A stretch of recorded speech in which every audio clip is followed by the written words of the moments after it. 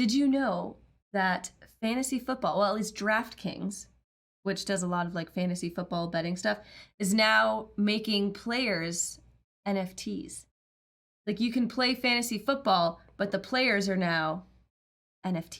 What's the utility for the player being an NFT? I'm not quite sure. So it's not like all of DraftKings. It's like one little section that they're trying to like do NFT stuff. So when you join, you can like purchase certain players, and based on what's in that player's NFT, you can compete in certain competitions or like certain games, I guess. And the NFT will define what abilities they have or like what skill.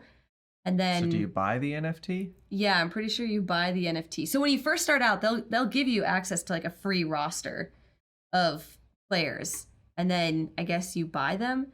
I don't know. It's crazy. And then what do you do? Like sell them at the end? I'm not even quite sure yet. I just thought it makes sense that this would be something that you would turn into an NFT, but we'll just have to see how it goes. It sounds very interesting.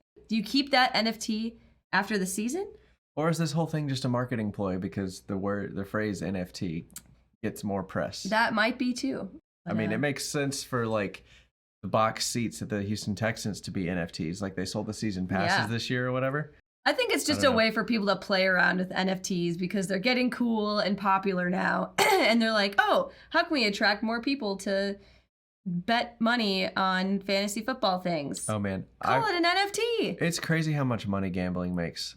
Like I forget what book this was in, but like all I remember, it was a book from the 80s, and they were talking about how like IGH or IHG, whatever company owns like Holiday Inn and stuff, like 80% of their revenue comes from 3 properties, 2 in Las Vegas and 1 in Atlantic City, and it's all the casinos. Mm-hmm. Like they got hotels worldwide, but 80% of their revenue, or like over half of their revenue, I don't know the numbers, but like over half of their revenue comes from just 3 properties because they have casinos. It's incredible how much money is in gambling and sports betting, and it's insane. It boggles my mind that people blow that much money on something that they have absolutely no control over.